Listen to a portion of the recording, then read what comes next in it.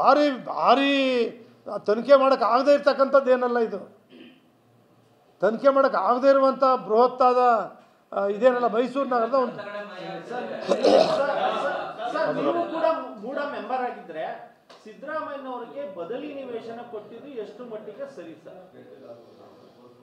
ನಾನು ಹೇಳ್ತಕ್ಕಂಥದ್ದು ಇಷ್ಟೇ, 3 ಎಕರೆ 16 ಗುಂಟೆನೋ ಏನಿದೆ, 3 ಗುಂಟೆ 16 ಗುಂಟೆಗೆ ಧ್ರುವ್ ಕುಮಾರ್ ಇದ್ದಂಥ ಸಂದರ್ಭದಲ್ಲಿ ಲ್ಯಾಂಡ್ ಟು ಲ್ಯಾಂಡ್ ಕೊಡಬೇಕು ಅಂತಲೇ ಮಾಡಿದ್ದಾರೆ ಆವತ್ತಿನ ಸಂದರ್ಭದಲ್ಲಿ. ನಾವು ಅದು ಸಿದ್ದರಾಮಯ್ಯನವ್ರದ್ದಿರಲಿ ಬೇರೆ ಯಾರದೇ ಲ್ಯಾಂಡ್ ಇರಲಿ 50-50 ಅನುಪಾತದಲ್ಲೇ ಮಾಡಬೇಕು ಅಂತಕ್ಕಂಥ ತೀರ್ಮಾನ ಕೈಗೊಂಡಿದ್ದೇವೆ ಹೊರತು ಲ್ಯಾಂಡ್ ಟು ಲ್ಯಾಂಡ್ ಕೊಡಬೇಕು ಅಂತ ಮಾಡಿಲ್ಲ.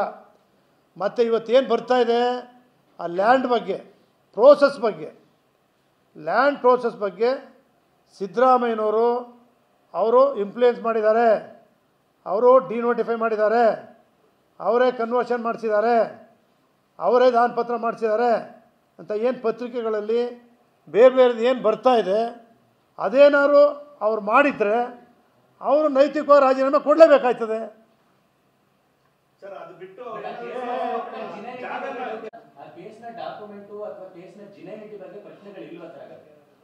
ಎಲ್ಲಿ ಸಿದ್ದರಾಮಯ್ಯ ಅವರ ಪತ್ನಿಗೆ ಕೊಟ್ಟಿರೋ ಕೇಸ್ಗಳಲ್ಲಿ ಏನಿದೆ, ಅವ್ರು ಕೊಟ್ಟಿರೋ ಡಾಕ್ಯುಮೆಂಟ್ಸ್ ಅಥವಾ ಮೂಡಾಕ್ಕೆ ಸಲ್ಲಿಸಿರೋ ದಾಖಲೆಗಳಿದ್ದಾವೆ, ಅವೆಲ್ಲ ಸರಿ ಇದೆಯೋ ಸರಿ ಇಲ್ವೋ ಅನ್ನೋದ್ರ ಬಗ್ಗೆ ತಮ್ಮ ಸ್ಪಷ್ಟತೆ ಇಲ್ವಾ ಅಂತ ಸರ್ ತನಿಖೆ ಮಾಡಿದ್ಮೇಲೆ ಅದು ಇದುವರೆಗೂ ಕೂಡ ನಮಗೆ ಅವ್ರದ್ದು ಪಾರ್ವತಮ್ಮ ಅವ್ರದ್ದು 3 ಎಕರೆ 16 ಗುಂಟೆ ಇದೆ, ಪಾಣಿ RTC ಮತ್ತೊಂದು ಮುಗಿದೆಲ್ಲ ಕಂಪ್ಲೀಟ್ ಆಗಿದೆ ಅಂತೇಳಿ ರಿಪೋರ್ಟ್ ಹಾಕಿ ಅವರು ಮೀಟಿಂಗ್ ಮುಂದೆ ತಂದಿದ್ದಾರೆ. ಬೇರೆಯವರು ಕೊಡೋಂಗೆ ಅವ್ರಿಗೂ ನಾವು 50-50 ಕೊಡ್ತಿದ್ದೀವಿ ಅಂತೇಳಿ ನಾವು ಮಾಡಿದ್ದೀವಿ ಅವತ್ತು ಬೋರ್ಡಲ್ಲಿ.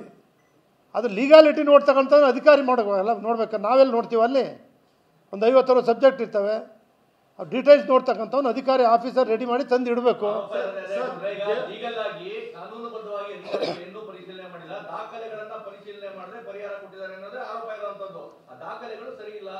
ಈಗ ಅದನ್ನೇ ನಾವು ಹೇಳ್ತಾ ಇರೋದು, ದಾಖಲೆಗಳು ಸರಿ ಇಲ್ಲ ಅಂತಕ್ಕಂಥದ್ದು ಏನು ಹೇಳ್ತಾ ಇದ್ದಾರೆ ಆ ಬಗ್ಗೆನೇ ತನಿಖೆ ನಡೀತಾ ಇರ್ತಕ್ಕಂಥದ್ದು. ತನಿಖೆಯಿಂದ ವರದಿ ಬರಬೇಕಲ್ಲ ಸರ್. ಸಿದ್ದರಾಮಯ್ಯ